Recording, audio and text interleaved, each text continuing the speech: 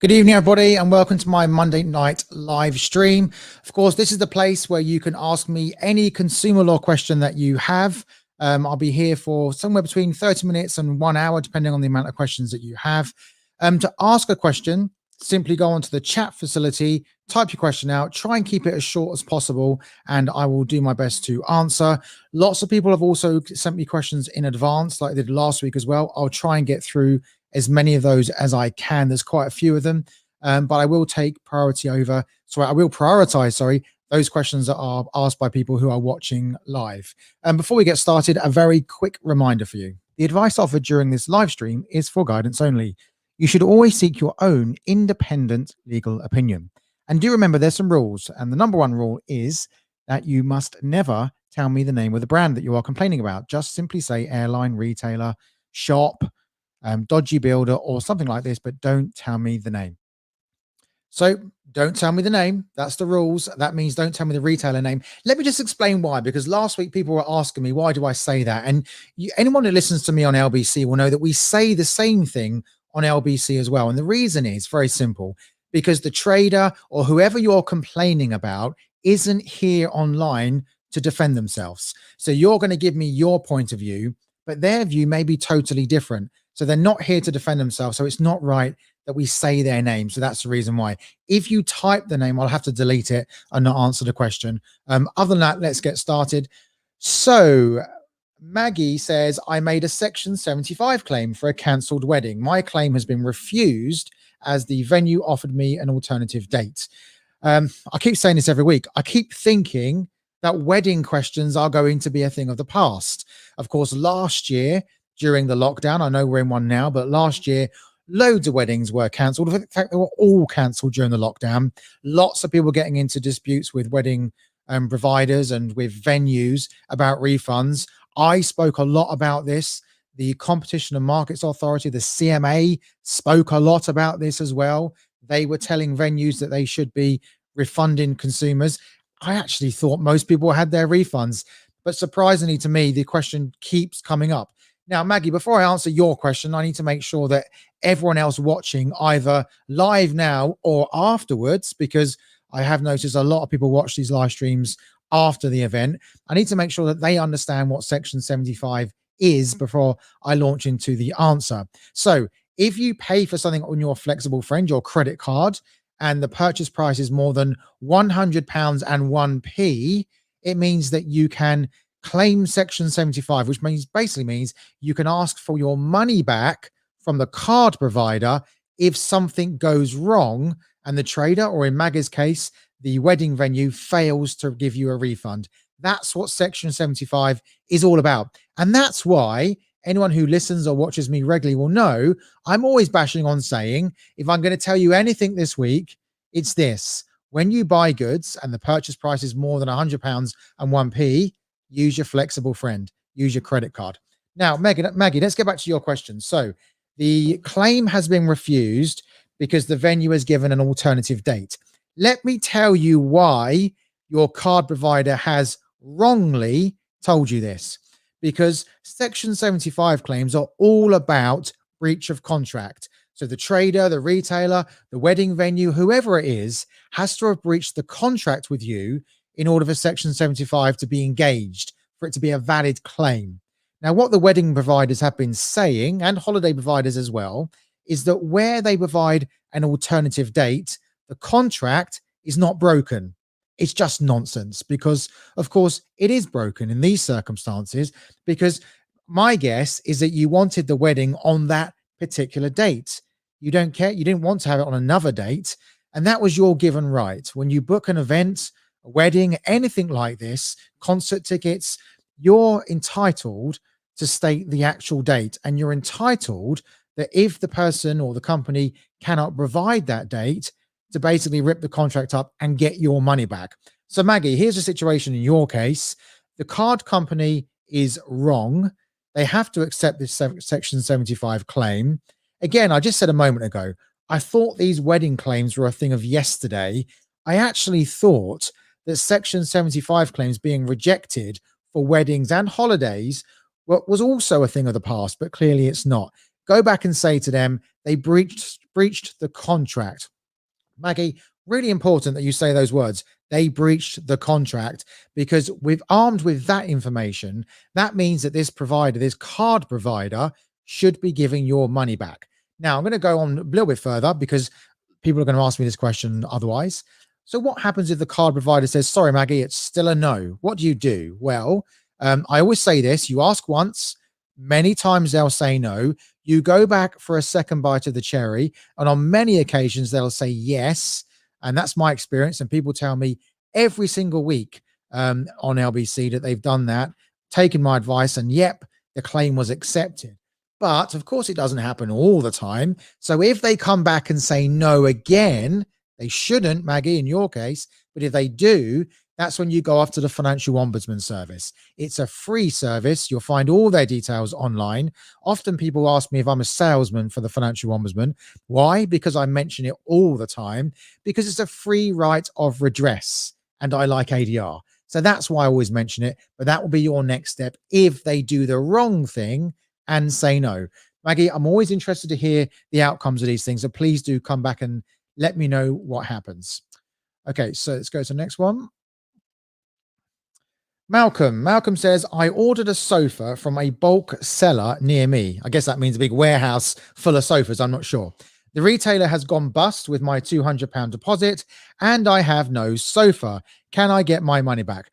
Malcolm, it's amazing how many people ask me an almost identical question about sofas. I'm not sure why that is. Are there sofa companies all over the UK going bust? I kind of got an image in my head about this bulk seller. It's being a huge warehouse piled high with sofas. In fact, I have one near where I live, actually. And maybe they're prone to going bust. I don't know. Let's look at a few elements. I've just been talking about Section 75. Now, Malcolm, I don't know. Did you pay with a credit card? I've got no idea if you did. I don't think you've told me that. No.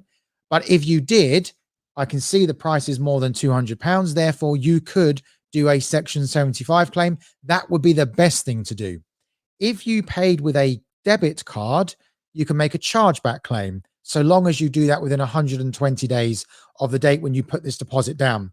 Let me pause there for a moment, because we were just talking about credit cards and about Section 75. With a credit card, you can also try the chargeback scheme as well. You get the choice of chargeback or Section 75. Malcolm, if you're within 120 days and you paid on your credit card, my advice is go down the chargeback route, just because it's easier. Some people may tell you it's not. Some people I see online saying it's not. They're just wrong. Trust me, it is. I speak to thousands. When I say speak, I mean via messages of consumers every week. And I hear often many stories about Section 75 and chargeback.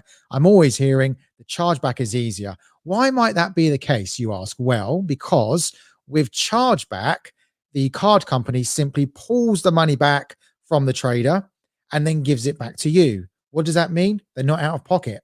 With Section 75, they can't do that. So they take the money effectively out of their pocket, give it to you, and then they go and have a fight with the trader. In this case, a trader that's gone bust. So you can see which one's more attractive and which one they're more likely to agree to and to accept chargeback. So I think if you've gone down a card route, a card purchase, then that's where you need to go. If you paid by bank transfer or cash, Malcolm, it means you don't often listen to me or watch me, because I'm always saying, do not do that. I'm going to do it again for other people watching. Please never pay with cash. Never pay by bank transfer. Why? Malcolm's a good example if that's what he did, because it means if something goes wrong, you just cannot get your money back. Let me just say one more thing. I have to say this, because just because they've gone bust, it doesn't mean all is lost. So they will have what's called a liquidator or maybe an administrator. I won't go into what they mean now. It's too long. It basically means people that are controlling this company that now has no money, can't pay its creditors. It's likely they will still have this sofa in stock. If they do, and you can prove you've paid the £200, they may well agree to sell you the sofa with you paying the balance. That's good business. They've got to realize the money that this business has got tied up in stock. So that's worth doing. Again, I tell people to do that often. And sometimes they say, great. Sometimes they say, it just didn't work. worth a try. Also, you can lodge a claim with the liquidator to say, I'm owed money. In this case, in Malcolm's case, £200. Often that doesn't work because every man and their dog has logged a claim, but you've got the right to do it. Just be aware, you're probably going to get nothing out of it. Malcolm, I wish you luck with that. And I'll probably say this all night. If you get a result, do tell me. Always good for me and for the viewers and listeners to know that sometimes there is a light at the end of the tunnel. Sean says, I purchased a car on the 20th of January. It has now transpired that it has a catalogue of problems. I asked for my money back, but the garage says I have to prove the car is faulty. Do you know what? For cars has always been probably the most popular question that I receive on LBC here and other places that I do things like this. And then during the pandemic, during the first lockdown, and in fact, a little bit the second lockdown, the whole car question dried up. And whereas I was getting fed up of hearing about cars, all of a sudden I was missing car questions. So Sean, thanks for the car question. Look, this gets a bit technical. So you purchased on the 20th of January. Lots of people watching this live now or later on catch up will be saying, yeah, of course he's entitled to his money back. No, not necessarily. So when you are within 30 days, as Sean is here, we have something under the Consumer Rights Act that says you have this thing called a short-term right to reject. That means if the goods, in this case, the car, are faulty, you can give in this case, the keys and the car back and get your money back. Not the end of the answer. Because in those 30 days, if you're claiming that car was faulty, the burden of proof, as us lawyers call it, and what I mean by that is the party that has to prove its case. In Sean's case, that means Sean has to prove this car was faulty and that he's not driven it 100 miles an hour around the corner and caused damage himself, lies with the consumer, i.e. Sean. So this is why, Sean, this is why they're saying you've got to prove the car's faulty. They are right. Sometimes, just sometimes, if you think it's going to be hard to prove, it's better to not say anything until after day 30. And that's because you then don't have to prove, in Sean's case, the car's faulty. It shifts to the retailer or here the car dealership. I'm not telling people to do that because this short-term right to reject is a very powerful tool. And most retailers, by way of example, will basically just accept the claim, or they will take it upon themselves to find out if it's faulty, the goods that is, by going to the retailer, by going to the manufacturer, sorry. With cars, it's slightly different. We all know that one of the reasons why cars top the list year on year of most complained about things is because car dealerships will often not want to give your money back, often will not want you to have what you're entitled to. And I know what's going to happen. Car dealerships will be saying, why is he saying that? I'll send him a bad message. Look, I'm saying it because, again, I hear from so many consumers that tell me it. They can't all be lying. They may, some of them, be wrong, but they can't all be lying. So Sean, look, short answer to your question is yes, sorry, you're going to have to prove it. If they won't help, go to an independent garage, get a mechanic to look at it. If that mechanic says this car does have a problem, I don't think you caused it, I think it was there already on the 20th of January, then you're going to be in a good place. Top tip, if they keep on saying no, even though you have proven it in your position, in your eyes, go to trading standards. For some reason, they're always interested in used car dealerships on their patch that do not treat consumers right. Must be the right thing for them to do. But that's what they do. That's my top tip. It works. People keep coming back telling me that it works. Good luck, Sean. Hope that one goes well. William, he says, I want to tell you about a scam. Oh, great. Thanks, William. I wasn't expecting that, actually, because I ask about scams on LBC. People call me. I talk about it quite a bit. And I wasn't expecting any scams here because I haven't asked. But thank you, William, because you've reminded me that I should be asking people to tell me about scams as well, because this is another platform to tell the world about the scams they should be avoiding. So let's get back to William, what he says. William says, I want to tell you about a scam. I received a text message saying it's from Lloyds Bank. It said my device needed to be unpaired and asked me to click a link to do this. William, loads of people are telling me about this. And in fact, If anyone did listen to me on LBC last Friday, I actually mentioned this scam because lots of people have been tweeting me about this. It's clearly a scam, but actually, when you have a fleeting glance of that text message, it does look real. And I could see why people are probably falling victim to this text message, believing that it's real. Because if you read it, you think, well, I don't want my device to be paired with this account or something. I better click here to find out what's it all about. And of course, when you do that, guess what happens next? You're scammed. That's right. You click a link, either they will now infiltrate your device, your phone or your mobile, wherever you've used to click the link, by coming in and putting malware on and all the other great things that techies know more than me about, or it will ask you for some personal details. Now, if you've clicked the link, you're probably thinking it's genuine. That's why you click the link.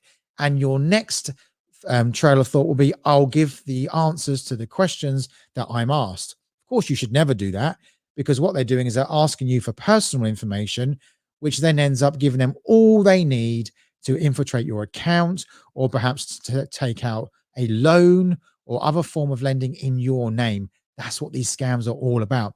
William, again, thank you very much for that. So if you receive a text from Lloyds Bank, I have contacted them, by the way, just to check that this is a scam, and it is. If you receive this text message, simply delete it.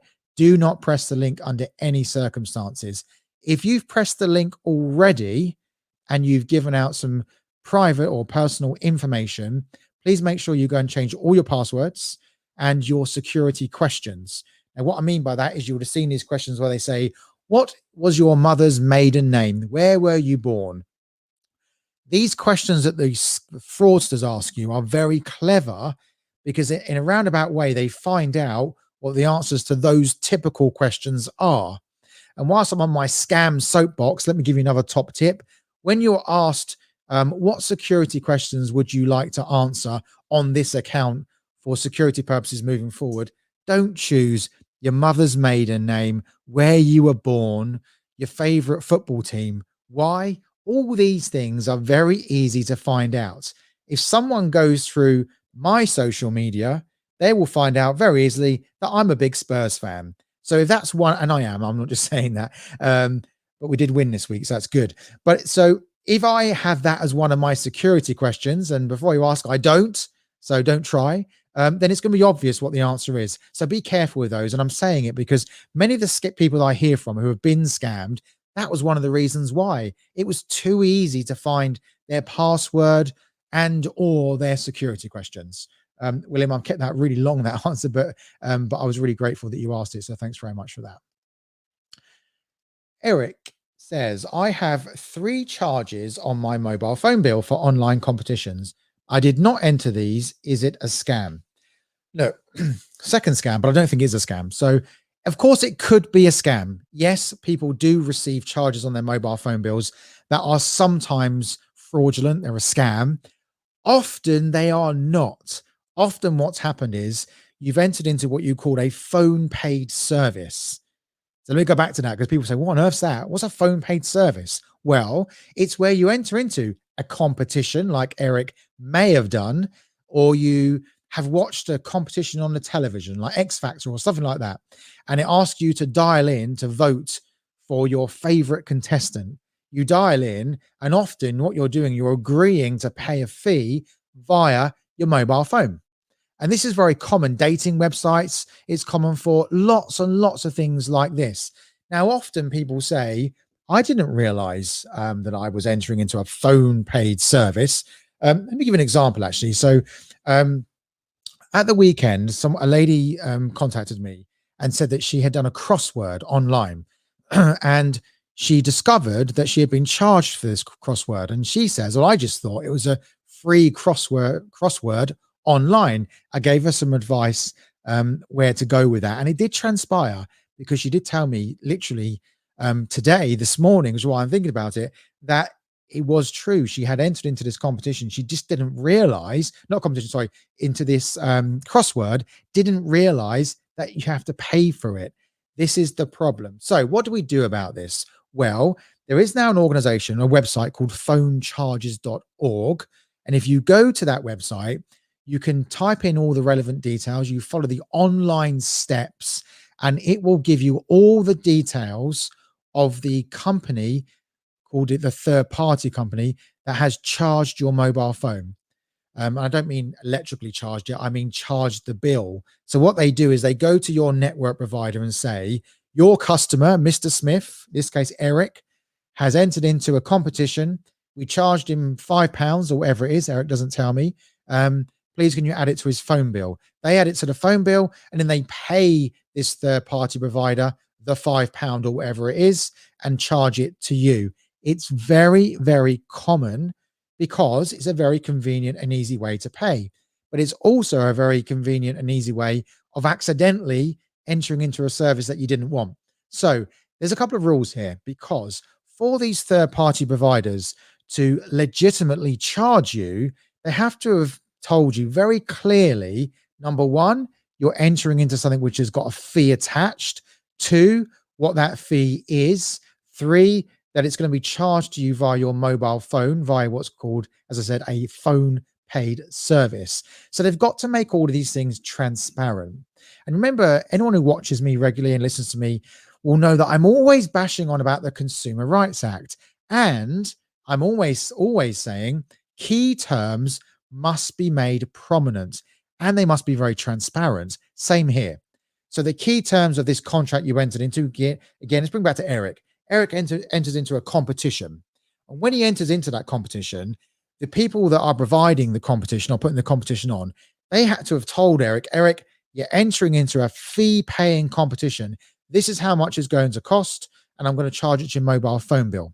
Eric, if they didn't do that, if they didn't tell you all of those things, you now can go back to your mobile phone provider and say, I'm disputing this, and then go to the company that has charged you, because by the way, your complaint is with them, not the mobile phone provider, and say you didn't make this prominent, therefore I'm not paying, or I want my money back.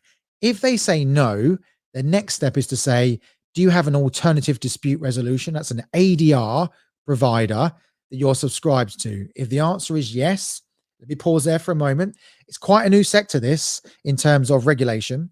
And my understanding is more and more of these third-party providers are subscribing to ADR schemes, or one particular ADR scheme is doing most of them as well, comms ADR. This is a good thing. There'll be other ADR schemes as well that enter into this market. If they're signed up to comms ADR or one of the other providers that may come along, great, go there for free, tell them everything that, well, more than what you've told me here, Eric. Tell them everything, what you found out, and they'll decide if these terms are made prominent to you, if they told you clearly that you're going to get charged. If the answer is no, they'll tell them to pay your money back. If the company is not part of an ADR scheme, then you need to go to the regulator, the PSA, and tell them your story. They do not take individual cases. They keep telling me this, but they do look at trends. So if they find that lots of people are complaining about one particular provider, they'll do something about it and take action. The final thing I'm going to say about this used to be a really big problem, a problem that I used to hear about quite often, and often we just couldn't solve the problem. I'm hoping those days have gone, because with this new website that's come out, which has been put together by the trade body for this sector, it seems like it's going to be very successful for consumers.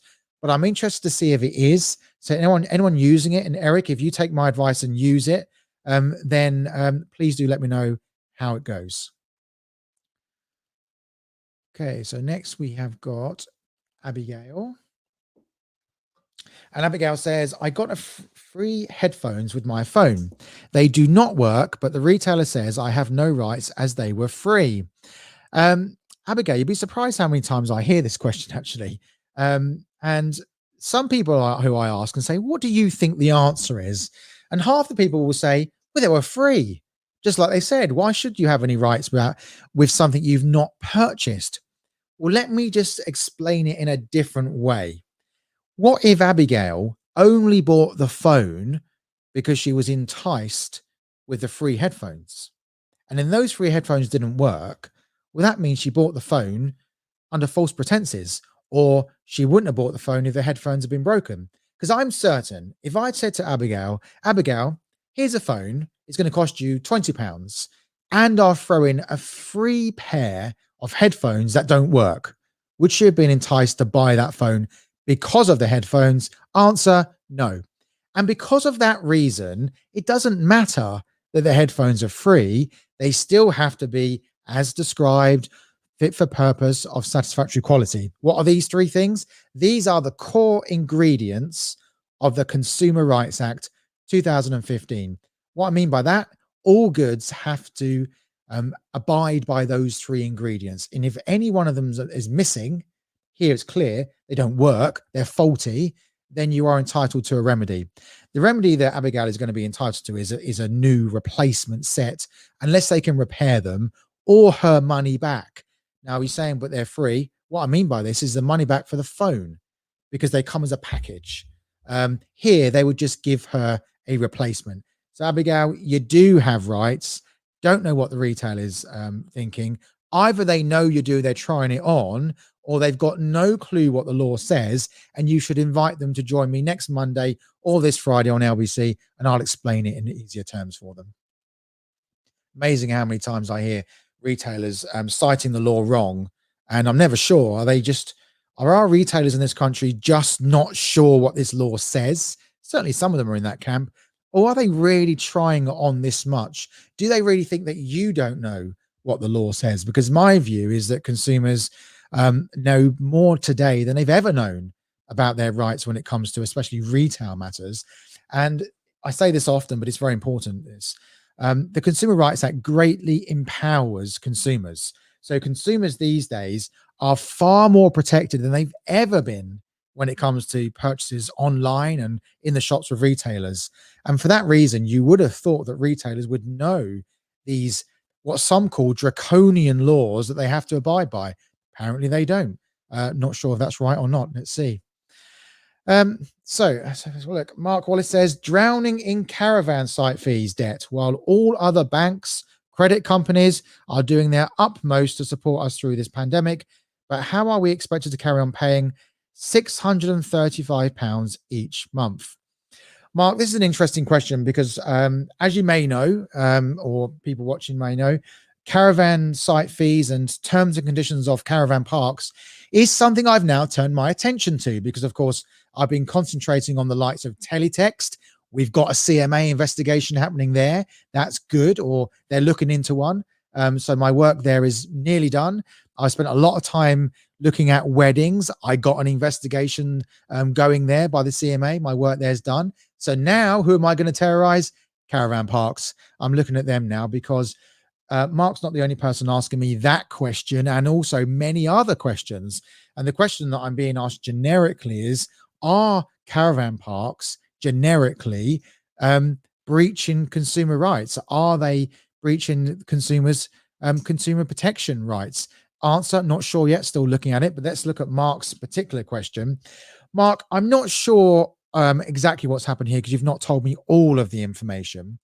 But if this is a case where you can't go to your caravan, because of course we're in lockdown, and you're saying to me, well, I'm still paying every month, but I can't use it, then potentially you'll be able to claim some kind of a refund, probably a deduction. Let me explain why. And I'm going to pause for a moment and tell you this. Next Wednesday, not this Wednesday, but the one after, I'm doing a live stream specially for caravan park issues. And I'll be dealing with this in a great amount of detail then. And for that reason, I won't go into this in great detail now. But let me say this. When you enter into what most caravan parks call a pitch agreement, that agreement is for them to effectively store your caravan on a pitch. They'll charge you something for that. And many of the caravan parks have been recently saying, that's all we charge you for. So long as we allow your caravan to stay in situ, there's no refund you're entitled to, because they're allowing you on the park, cutting the grass, providing security, and all the other things that you get with these caravans. That's all free of charge. There's something that you know and I know. Nothing is free of charge. So that argument must be wrong. But of course, they're certain it is wrong. Why? Well, because they've probably gone to some lawyers who have read the agreement and said, I know what we can do. we can come up with a weird and wonderful argument that's going to derail people like Mark and make him think, oh, I must be wrong. I'll carry on paying. But they don't bargain for someone like me to come along saying, well, actually, I think I might know more than your lawyers, or certainly than you do. And that's just not right. So I'm not going to name any names because I told you at the start, I don't tend to do that if they're not here to defend themselves. But I've been looking into many caravan park providers, mainly the bigger ones with lots of parks, and looking at their terms and conditions. And even the ones that say, well, you're only paying for the pitch, I do not think that that's correct, because it can't be. You know, cutting the grass and all the things, rest of the things cost them money, and it must be the case that they're charging it for you for it.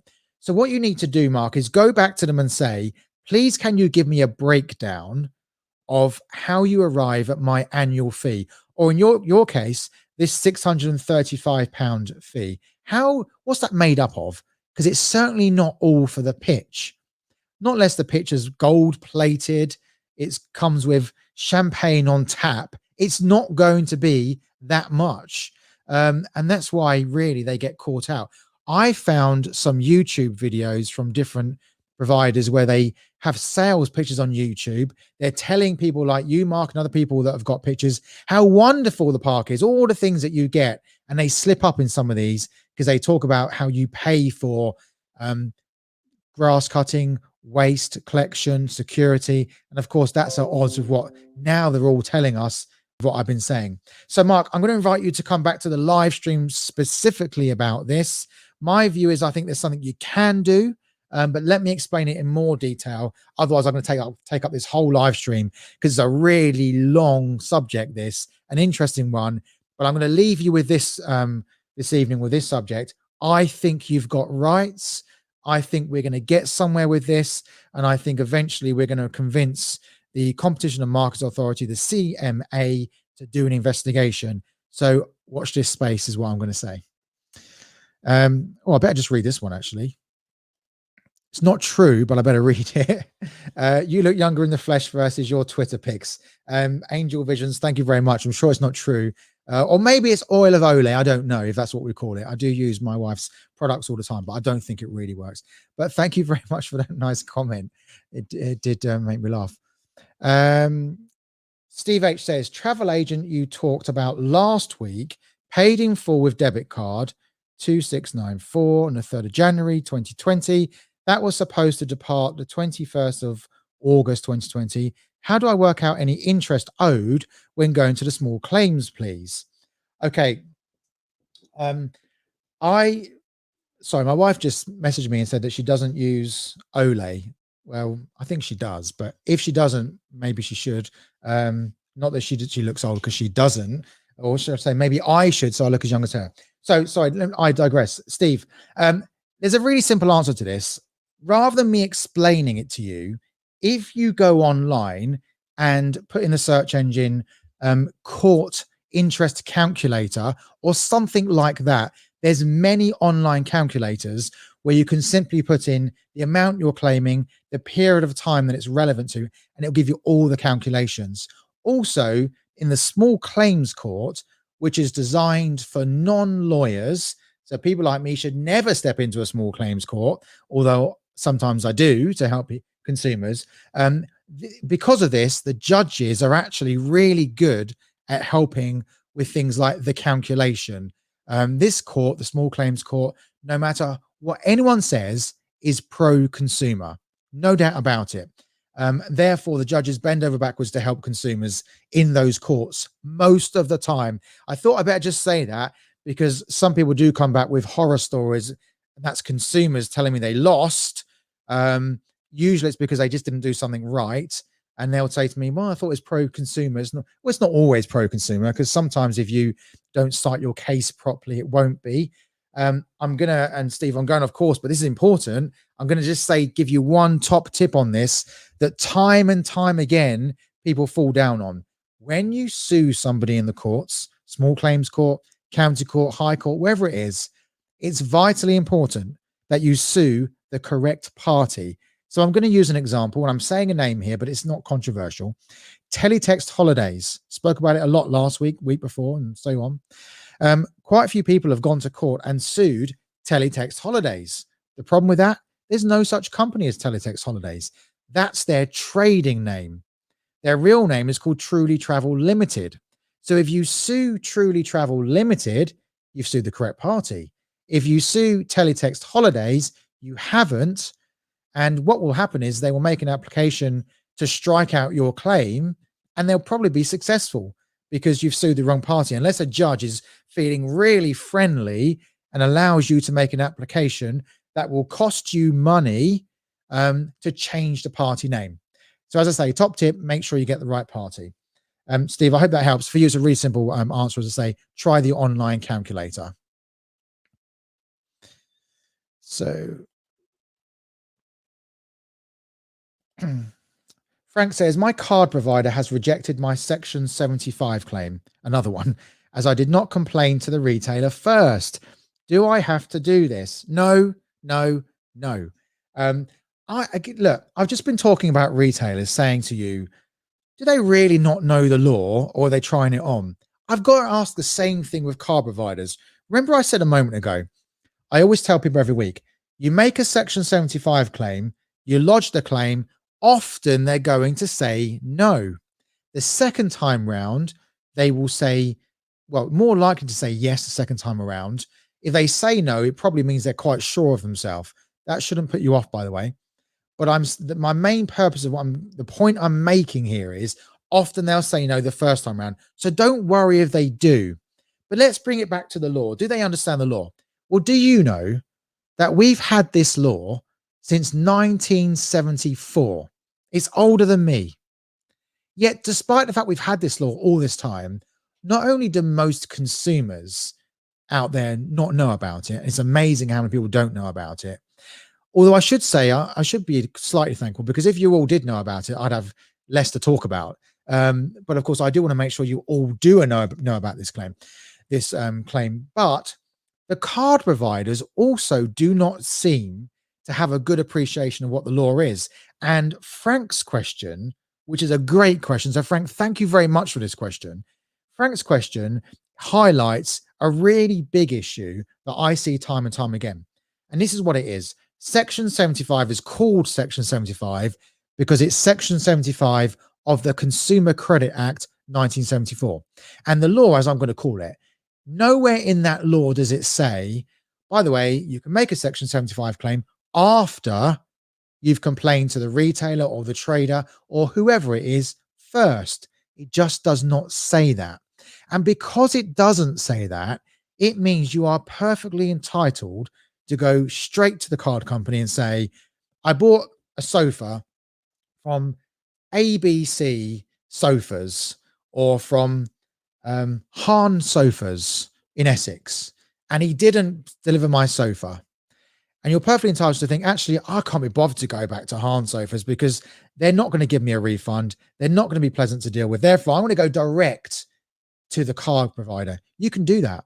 And if the card provider does what they've done in Frank's case and says, sorry, you need to go off there first, you need to get a letter confirming they've rejected your claim, you can say, no, that's not true. You have no legal right to say that to me. If they come back and say, yes, we do, you've got to go there, that's when you tell them, I've said this once tonight already, that's when you tell them, well, I'll go to the financial ombudsman then. Because no trader, and I say this nearly every week, no trader likes you to go to the ombudsman. Why? Because it costs them money. It costs them money, a lot of money, probably as much money as what you're claiming, or maybe more. And it puts a negative mark against them because the statistics come out, and the more complaints there are against them, the worse it looks. And maybe, just maybe, it will provoke some kind of a trading standards investigation or something like this, because we tend to look at trends when it comes to complaints. So that's why that's a good course to take. But in short, the answer to Frank's question is no, you don't have to do this. Thanks for the question, Frank. It's a really good one, and always good to remind people of that. Leslie says, I purchased scratch resistant glasses. Within 6 weeks, they have scratches on the lenses. Does this fall within the definition of not being as described under the Consumer Rights Act? Leslie, I think you listen to me often because you know the lingo with the Consumer Rights Act. You're right. The Consumer Rights Act does say that goods must be as described. And that means any description that's on the internet, on a swing ticket in the shop, or anything you've been told by a salesperson all falls within that description. And if that description turns out to be untrue or misleading or just not correct, then technically there's a breach of the Act, the Consumer Rights Act. And that means that you can go back and ask for a remedy. Often, if it's not described, the remedy is, I'll have my money back, please. But I'm sorry, but there's an exception here because, unless I'm reading this wrong, Leslie, you say you purchase scratch resistant glasses, not scratch proof glasses. So that description to me says not that they're promising you that they can't be scratched. They're promising you that actually it's probably quite hard to scratch them, but it doesn't mean that it can't be scratched. So unless you can prove that you didn't do the scratches and they've scratched too easily, you may have an issue here. And my guess is that you will do. Now, what happens with these definitions is that the law says not what would Leslie think of this description, but the law says what would the reasonable consumer think. Leslie, I'm not saying you're not a reasonable consumer. What I'm saying is they look at a much wider audience than that. They look at, what would 100 consumers think about this, and they would become a lot more the reasonable consumer. I look at it and say, well, they're not scratch proof. Otherwise, I would have said the word proof. That's my view. If other people watching think the same thing, then it would mean that actually, if you thought they were scratch proof, you're probably not going to be classed as the reasonable consumer. Therefore, the answer to your question is it probably won't fall within the definition of not as described, unless you can show that you didn't cause the scratches. Leslie, I'm not saying you've not got a claim. You may well do, but I'm saying it may not be as easy as you think from the information that you've told me about. Peter says, I had a conservatory built 18 months ago. I've paid all the money, but it still isn't perfect as it leaks and one of the doors is ill-fitting. What can I do? You won't be surprised to hear that I receive lots of complaints about conservatories for some reason.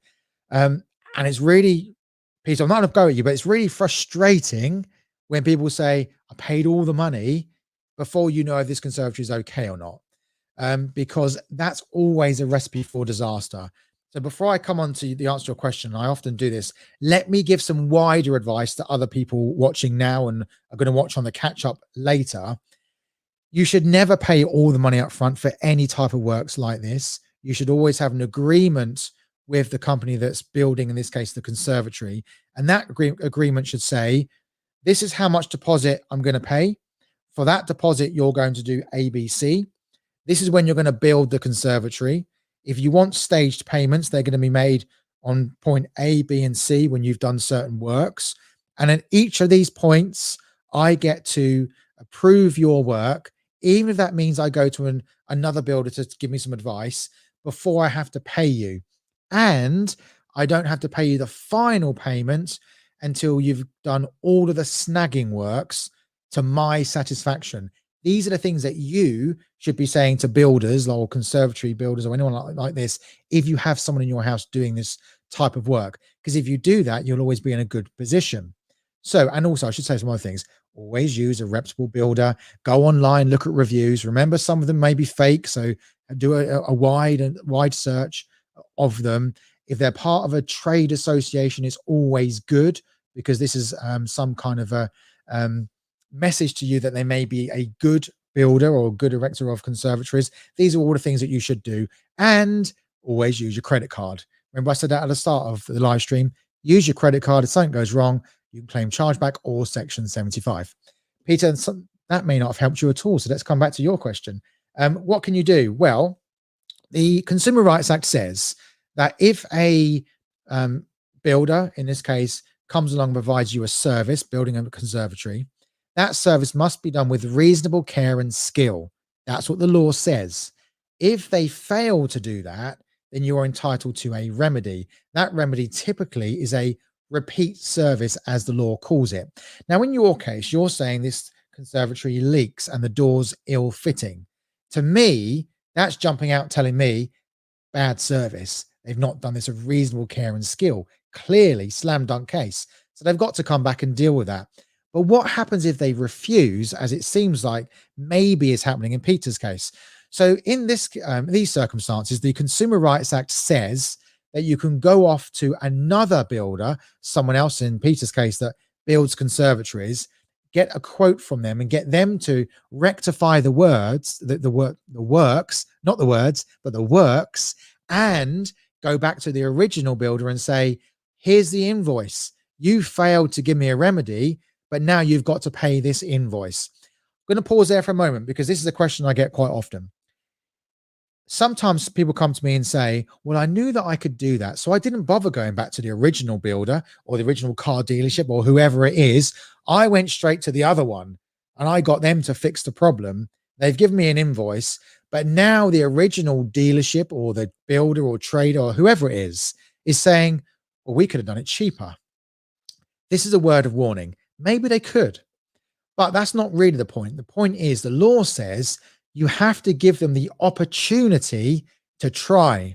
So don't ever go direct to a third party before going back to the main party that caused the issue with you. In Peter's case, Peter has to go back to the conservatory company first and say, I'm going to go off to a third party and get this done. But before I do, will you fix the problem? Will you repair the roof, the ill-fitting door? If they say no, then Peter can go off to another company. If they say yes and they still mess it up, Peter can go off to another company and get them to repair it. Or he can go back and say, I'm rejecting this conservatory. I'll have my money back, please. So those are all the things that you can do. Peter, it sounds like there's lots of things you can do, and there are, but here's the problem. What happens if this builder just says, that's nice, I'm still not going to give your money back? Because in Peter's case, he's given the money already. So I know you've gone somewhere else. I'm not refunding you that invoice, or I'm not coming out to fix the issue. What can you do? And let's assume that Peter paid by cash or bank transfer. Why? Because he doesn't watch me or listen to me on LBC. Let's say he did that. Peter, I'm not knocking you, just giving you some examples. Let's say that's the case. What can you do next? Well, that's the case where you have to do what I hate telling people to do, and that is go off to court. Now, I don't know how much Peter paid for this conservatory, but let's say it's less than £10,000. That means he can go to the small claims court. Now, remember me saying the small claims court is designed for non-lawyers. People like me shouldn't be going there. It's very simple. It can be pro-consumer. It's not that expensive. So for all these reasons, this would be a good route for Peter to take. But before you go to court with anybody, you need to find out a bit more about them. Because what if this builder has gone bust? Or what if this builder is going to go bust? Of course, there's no point going to court, getting that bit of paper that says you are entitled to X pounds by order of the judge of XYZ county court or small claims court. That's what we call a fruitless exercise, or a hollow victory if you can't then get the money. So you need to do a little bit of due diligence to find out who this builder is. Do they have money? Have you got a contract with a company or an individual? And if you tick all the boxes with that, then the small claims court can be a very good and a very effective way to go. Before I go off Peter's question, the last route you could take is insolvency. That means doing what's called a winding up petition to stop that company trading and effectively to put it out of business. Or if it's an individual, a bankruptcy petition. These are two things that are powerful tools, but I always say don't do this without going to a local solicitor, because it can be quite technical and it's a lot more expensive than any other route. So those are my top tips with that. Peter, good luck with that. Hope it goes well. Always say it, come back to me, let me know what happens, good or bad. Hopefully good. If it's bad, let me know and let's see what else we can advise you to do. But I think you'll be okay unless the builder's gone bust. Tom, I am one of the Teletext Holidays customers waiting for my refund. I have seen the CMA news. Should I wait for the CMA or take action? I did mention this at the start, but I'll quickly mention it again in case anyone's joined in the meantime, or someone watches it on playback and joins halfway through for some strange reason. The CMA is the Competition and Markets Authority. I've been pushing this very hard. I gave them a report. We did a live stream just about teletext holidays last week, and I submitted it to the CMA as evidence because I got lots of teletext holidays customers on there effectively telling me their story, but more importantly, telling the CMA their story. And the CMA seemed to think that's wonderful evidence. And it's, I think, given them the final push to do the investigation. So that's the background to Tom's question. Now let's go to the heart of Tom's question. What should he do next? Does he wait or does he do something? Tom, very difficult this. And in fact, I did ask the CMA that very question last week. I said to them, many people are going to ask me what they should do now. Should they wait? And the CMA came back with quite a generic response. And I don't blame them for it, actually, but they just said, we can't possibly advise. People should go and take legal advice. Well, you're doing that. You're here online talking to me. So here's my advice. Don't wait, because this could go on quite some time. I don't think you should wait. So Tom, let's look at what you could do. If you pay by debit card, you're probably out of time because you have 120 days from the date you booked the holiday. And I'm guessing it was way more than 120 days ago. So that's probably not an option. But if I'm wrong and you're within 120 days, then go down the chargeback route. If you pay by credit card, there's no such time limit. The 120 days just does not apply to credit cards. So if that's you, Tom, if you paid with your flexible friend, I would make a Section 75 claim. And my view is that that claim is going to be successful. May not be the first time, but I think it will be the second time. And if it's not, you go after the financial ombudsman. I keep saying it. I'm being a bit repetitive, but I need to keep saying it because people are being successful when they take this advice. So I can't say it enough, but I'll try not to say it again tonight. So Section 75 route otherwise, or of course you could go down the court route. Now, let me tell you this. I've heard literally from thousands of consumers about teletext and other holiday providers as well. And the experience that people seem to be experiencing is when they go to the courts, mainly the small claims court, but when they go to court, the likes of teletext excel you to the front of the queue and they pay you. Why? They don't want judgments. So I think tactically, strategically, going to court could be a good thing. But if you paid with your credit card, I wouldn't be choosing the court over the card because the Section 75 claim is far quicker and doesn't involve you in an argument. Why? Well, because the card company gives your money back and then the card company goes and argues, in this case, with teletext holidays. So you don't have to.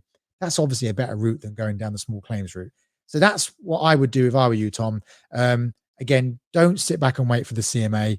Look, I'm hopeful this is going to end up with a positive outcome.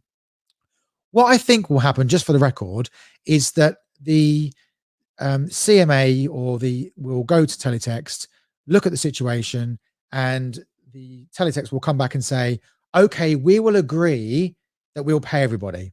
They've sort of agreed that already, to be fair to them. They're just not doing it quick enough. So there'll be some kind of an agreement which saves the CMA from taking them to court and taking enforcement action. Problem is, they may well then not abide by that agreement or may just stretch it out. Today, I've heard that I think it's Love Holidays have done just that. They were supposed to pay everybody back by a certain date. They failed to do it. Therefore, it shows you that failures can happen. Sometimes the CMA get what we call an undertaking and it's just breached. And for that reason, I think you should carry on with any other course of action that you've got. Section 75, chargeback or court is the best things to do. Let's have a look, see what else we've got. So this is the second question from Steve. Dean, just had a look at the online calculator. What would you say is a fair percentage rate of interest, please? Very simple. The county courts and the small claims court use 8%. So 8% is always going to be deemed to be fair. It can't be argued that it's not. And for that reason, I would recommend that's the percent that you go with. And you can't really go wrong with that. I've never seen actually, and I've done many court cases, I've never seen anyone really successfully argue that it shouldn't be 8%. Because it's the default interest rate in the county courts and in the small claims court and often in the high court as well. So I think that's probably where you need to go. Mark Well says, when ordering food online via one of the big delivery partners and the restaurant leaves a part of the meal out, the delivery partner refuses a full stroke part refund. Is there anything we can do? Um, Mark, interested in this because I had a takeaway last night and I ordered from one of the delivery partners, and this happened to me. One of the items we ordered was left out. I went back on their platform and went down the complaint route. It was quite hard to find how you do this, but of course, I found it. And one of the buttons on there said, "What are you complaining about?" And one of the options was an item was missing. And then it took me to my actual order, and I clicked on the item that was missing, and it automatically credited my account. Now, I was happy with that credit, so it was easy. But I guess the question is, what if I'd actually wanted the cash back? Probably it would have been more difficult. But what we've got to look at here with your question is, who are you contracting with? Is it the platform or is it the restaurant? Now, and the reason I say that is because that's the party you go and complain to and who's got to give your money back. In 9 times out of 10, and I'm going to say 9 times out of 10 because I've not read all of the terms and conditions of all of these platforms, the likes of Uber, Just Eat, Deliveroo, and all the others. And by the way, I'm not picking on any of those, not making any assertions or assumptions, but they're just some key names, and there's quite a few of them out there. In most of these cases, when you order, they are what we call facilitating the order. So you're not contracting with them, you're not doing any business with them. They are just saying, right, you're a customer, you want some food. We've got these restaurants over here. You decide which one you want. We'll connect you together. We'll facilitate your order and then you'll pay for it. And we'll take a cut of that order from the restaurant. And in those circumstances, the delivery partner, as you've described them, Mark, is what we call an agent. And that means you can't sue them unless the facilitation of your order goes wrong. That's not really going to be the issue. The issue is, as you say, something's been left out. So the answer to your question is there anything you can do? Yes, there is. You can go back to the restaurant, not the delivery partner, and say to them, I'm entitled to my money back because let's come back to the Consumer Rights Act. You didn't give me what I ordered. So you could phrase this in all sorts of different ways, but basically speaking, you order something, you didn't get what it said on the tin. The tin in this case being your order, and they have to, by law, give you your money back. That's civil law, not criminal. And they have to give you a refund or deliver the missing item if you still want it. Let's just deal with that question very quickly. I'm widening your question because some people asked me this recently. What happens if you order, let's say you order a pizza, 2 pizzas from a pizza delivery company, not picking on anyone in particular, there's lots of them out there, and only one arrives, and you ring the pizza company and say, only one's arrived, I want a refund for the second one, and they say, oh, no, we'll bring you the second one instead. Can you say, no, I don't want it now, I want my money back? Answer, yes. Why is that the answer? Well, because when you ordered the goods, they would have given, say the goods, the pizzas in this case, they would have given you a delivery time. That forms part of the contract. Now, of course, never do they give you a precise time. It'll be a roundabout time. But part of your contract is going to be that it'll arrive around about in that time. So if it says it'll be 30 minutes and it turns up 5 hours later, that's a breach of contract because it's way out of what they said. But also, you're entitled to take the assumption that both pizzas in my scenario here will arrive at the same time.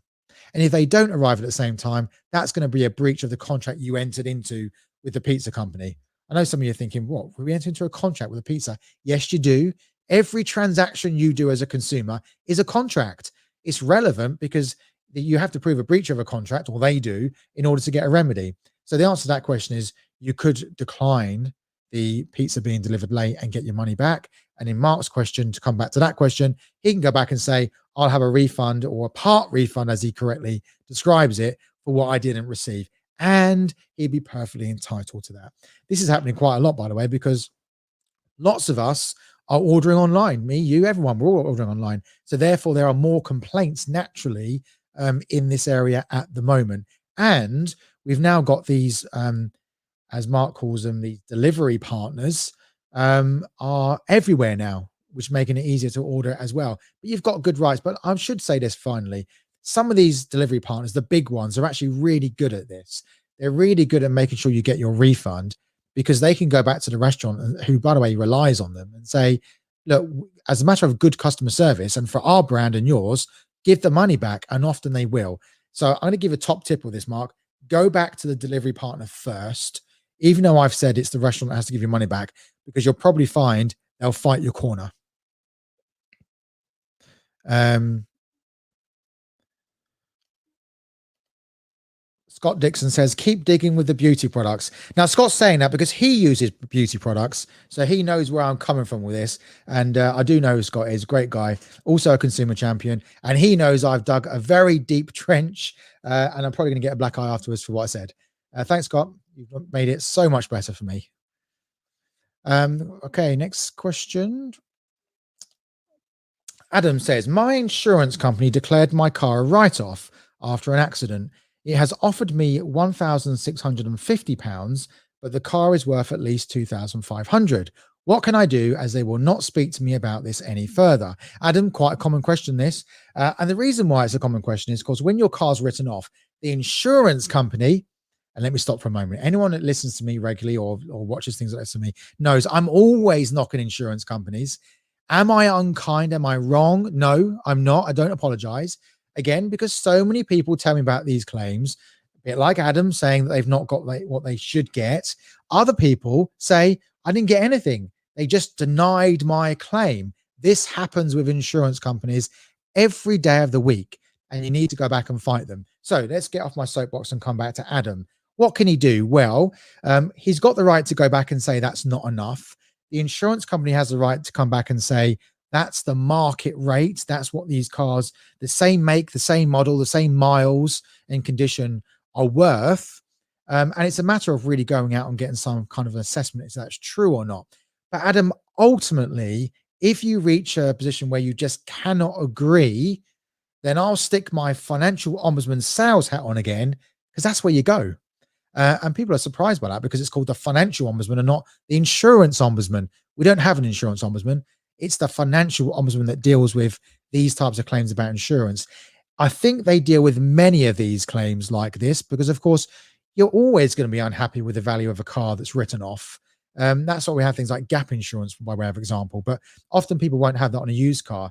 So you go to them, Adam, make sure that you go armed with lots of evidence. And that evidence is what the value of this car is in the market. Get lots of evidence of values.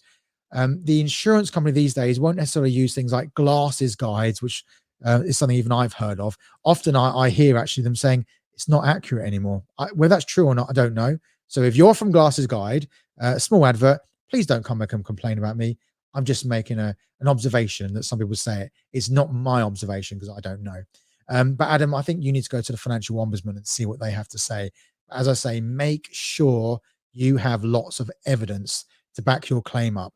I once looked at the statistics of this, and I found that about 60% of those ombudsman claims were in favor of the insurance company. I didn't dig any deeper, but I'm guessing it's because of a lack of evidence. The insurance company will have evidence. They've gone out and done an assessment, so they'll have something to give to the ombudsman. If you don't, you just say, well, I know the car's worth more money. I saw Bob on Auto Trader selling his car for more money. That's not enough. You need more than that. So again, I try and throw these top tips in, but a top tip here is not just a financial ombudsman, any ombudsman or ADR scheme you go to, or court, small claims, county court, high court, wherever, if you're not armed with lots of evidence to back up everything you say, I always say, for every point you make, substantiate it with evidence. If you're not as well prepared as that, you should be prepared to fail. And therefore, don't bother going down that route. So Adam, in your case, do your homework, make sure you've checked it all out. If you still believe they're wrong, you're probably going to find that you'll get a successful outcome with the ombudsman. So that's what I suggest that you do. Okay.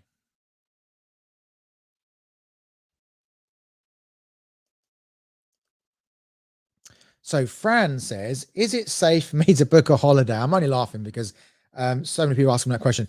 Fran, that's the $1 million question. If I knew the answer, or let me say, if I thought the answer was yes, I think I would have booked a holiday. I think so many people would have booked a holiday, because we all want to get away at the moment. But unfortunately, I think my answer to you has to be no. And the reason for that is there is so much uncertainty at the moment. I want to say yes.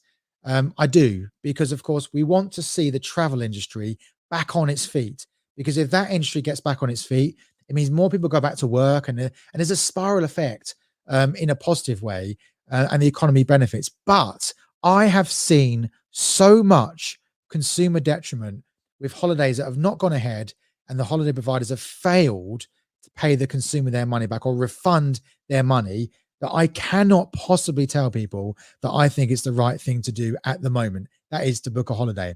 Why do I say that? Well, because if you book today, I can't guarantee the holiday will go ahead. Who knows? We might get into lockdown. What we're in now, 3. We could get into 4, 5, 6. Who knows? Boris doesn't know. I don't know. You don't know.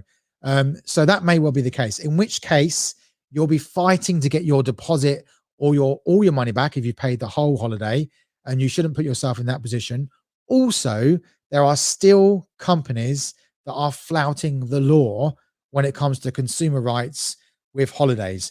So once upon a time, before the pandemic, I would have said, if you asked me, I'm going to book a holiday, what's the safest thing for me to do to make sure that I'm safe if something goes wrong? I would have said, easy, book a package holiday, a holiday where the accommodation and the travel are booked together. Because we've got this law called the package travel regulations, in short. It's got a bit of a longer name, but that's what we know. But that's what we refer to it in short. And that says that if the holiday is cancelled by the holiday company, not you, you're entitled to your money back within 14 days. So let's stop there a moment. Any holidays that have been cancelled due to the pandemic that were classed as a packaged holiday, they had to give your money back in 14 days. Have they all done that? No. In fact, very few have. So there's one issue. And those regulations also said if something goes wrong on the holiday, but that's irrelevant because we're talking about if you don't get to go on holiday in the first place. But those regulations seem to have been massively watered down. They've not been watered down because we've decided in law to water them down. That's just not happened. They've been watered down because all the companies, or most of them, are just not observing the rules. And what can we do about that? Well, we can hope the likes of the CMA jump in and take some enforcement action, or you can take them to court, which of course you don't want to do, and you shouldn't have to do.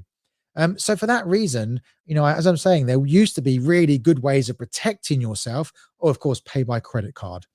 But what's happening now is they're flouting the regulations.